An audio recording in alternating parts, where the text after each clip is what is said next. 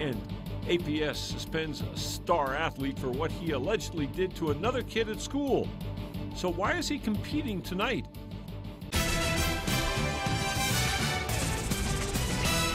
The state champion wrestler was suspended after he was accused of shaking down another student for $15 at school. But less than 24 hours later, he was back on the mat tonight in the state tournament.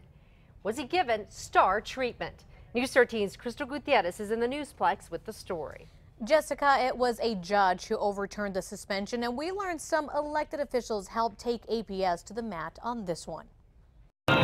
Nick Chavez, one name that wasn't supposed to be heard at this weekend state tournament, but there he was. The Rio Grande High senior suited up in his own match a day after school officials suspended him. When you're suspended from school, you're suspended from all extracurricular activities. The district says Chavez is accused of bullying a student out of his lunch money at school. This is based on information that we received from the victim as well as from the deputy sheriff who was on site when this happened. But this morning, a district court judge overruled the district's decision and lifted the athlete's suspension in an emergency hearing. We are disappointed in the decision of the judge. So how did it get this far? Let's just say Chavez had some advice from some high-powered officials. Commissioner Art de la Cruz, a volunteer wrestling coach at Rio, stepped in, first trying to get the district to overturn its decision. He even called school board member Annalyn Maestas, who he says tried to intervene too. Why? I do know he's a promising athlete, but more importantly, I think he's going to get a scholarship at a university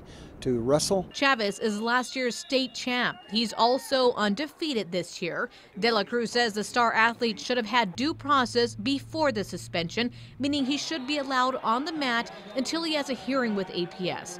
That's not the district's policy. I think the school was a little premature in its ruling that they would suspend the young man, especially since the tournament was now. The district says tournaments don't matter. They've suspended other athletes for accusations of wrongdoing, like underage drinking. We'll treat them all the same, whether they are a star athlete or not.